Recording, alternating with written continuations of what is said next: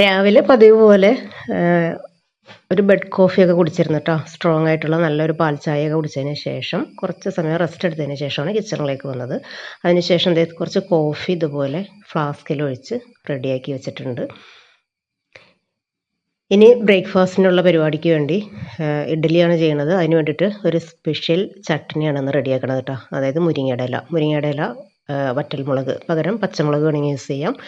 പിന്നെ ഒരു പിടി തേങ്ങ, പിന്നെ ഉപ്പ്, കറിവേപ്പില, വെളുത്തുള്ളി, ഒരു ചെറിയ പീസ് ഇഞ്ചി എല്ലാം കൂടി ചേർത്തിട്ട് പാനിലിട്ടൊന്ന് നന്നായിട്ട് വഴറ്റിയെടുത്തിട്ടുണ്ടായിരുന്നു കേട്ടോ. ചൂടാറി കഴിയുമ്പോൾ മിക്സിയുടെ ജാറിലിട്ട് ആവശ്യത്തിന് വെള്ളം ചേർത്ത് അരച്ചെടുക്കാം.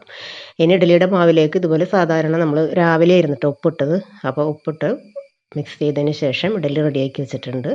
ചമ്മന്തിയൊക്കെ തേങ്ങയൊക്കെ ചൂടാറി വന്നപ്പോൾ ചട്നി റെഡിയാക്കി. പിന്നെ പുളിക്ക് ആവശ്യമുള്ളവർക്കാണെങ്കിൽ ഒരു ഇത്തിരി വിനീഗർ ചേർത്ത് കൊടുക്കാം. എന്നിട്ട് നന്നായിട്ട് മിക്സ് ചെയ്തിട്ട് പിന്നെ അധികം ഓയിലൊന്നും യൂസ് ചെയ്യാൻ ബുദ്ധിമുട്ടില്ലാത്തവരാണെങ്കിൽ ഇതുപോലെ കടുക് കൂടി വറുത്തിട്ടുണ്ടെങ്കിൽ നല്ല ടേസ്റ്റ് ഉണ്ടാകും. അപ്പോൾ ബ്രേക്ക്ഫാസ്റ്റിൻ്റെ പരിപാടികളൊക്കെ അങ്ങനെ കഴിഞ്ഞിട്ടോ. ഇനിയിപ്പോൾ ഇന്നിപ്പോൾ അധികം മഴ ഒന്നും ഇല്ലാത്ത സമയമാണല്ലോ. ഇപ്പോൾ മഴയൊക്കെ ഒന്ന് മാറി നിൽക്കുന്നത് കൊണ്ട് തന്നെ ചെടികളൊക്കെ എല്ലാ ദിവസവും ഒന്ന് നനച്ചു കൊടുത്തില്ലെങ്കിൽ ആകെ വാടിപ്പോകും. അപ്പോൾ അതിന് വേണ്ടിയിട്ട് ഒന്ന് പുറത്തേക്ക് ഇറങ്ങി. മഴയൊക്കെ മാറി നിൽക്കുന്നത് കൊണ്ട് തന്നെ പൂക്കളൊക്കെ അത്യാവശ്യം കുറച്ച് ഉഷാറിലൊക്കെ തല പൊക്കി തുടങ്ങിയിട്ടുണ്ട്. മഴ വരുമ്പോൾ എല്ലാം കൂടി ഇങ്ങനെ തല്ലി അലച്ച് മഴ പെയ്യുമ്പോൾ ഇങ്ങനെ ചെടികളും പൂക്കളൊക്കെ ഇങ്ങനെ കൊഴിഞ്ഞ് വാടി പോകാറുണ്ട്.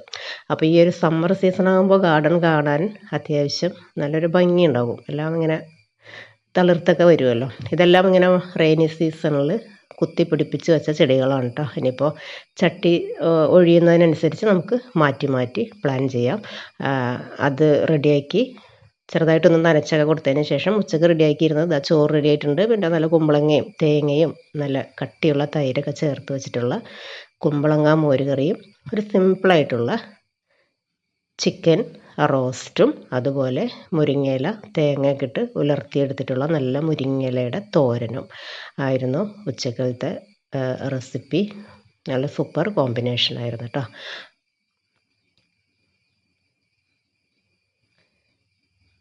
പിന്നെ നമ്മുടെ ബാക്ക് യാർഡിലുള്ള കുമ്പളങ്ങ ഇത്രയുമായി വന്നിട്ടുണ്ട്. ഇതധികം വലിപ്പം വെക്കാത്തൊരു ടൈപ്പാണെന്ന് തോന്നുന്നുണ്ട്. എന്നാലും കുറച്ചുകൂടി പുറം ഭാഗമൊക്കെ ഒന്ന് കളറൊക്കെ ചേഞ്ചായി വന്നിട്ട് വേണം കട്ട് ചെയ്തെടുക്കാനായിട്ട്. അപ്പോൾ ഇത്രയേ ഉള്ളൂ കേട്ടോ ഇന്നത്തെ വീഡിയോ.